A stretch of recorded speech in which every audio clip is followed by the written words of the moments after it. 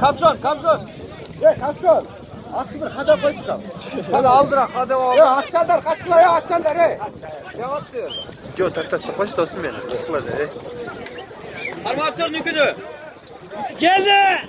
Nükünü karmaktör nükü.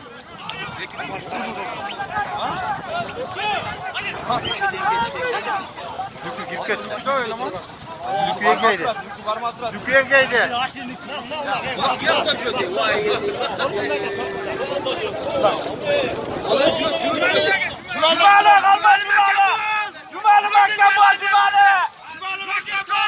Ya Cumali'ni kara Cumali. Yergeç. Ve Cumali geçin. Kumaş vardı. Sıdı tuttu. Kumaş cetelekten. Cumali geç aradan versen geçtik oraya. Cumali'den al dayı. Kumaş yengeye de kumaş çıkarmadı. Ya o karmaktan dur. Abi kolu tutuyorken böyle. Haydi o naran o da kumaş yanında da. Ya teyzen bile kumaş mı oldu? Alıp koştun yine pazara. Kumaş çetin.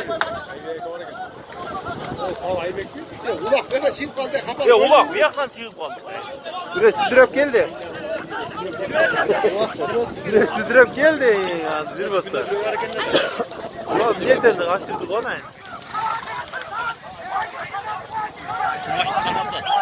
Kumaş kaçtı şu aslında. Sana eminim anlasın. Kumaş kaçarsa ver kumaş.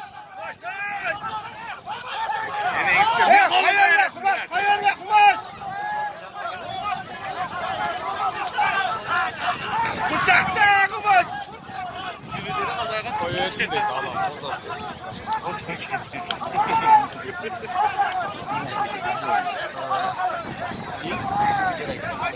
Verme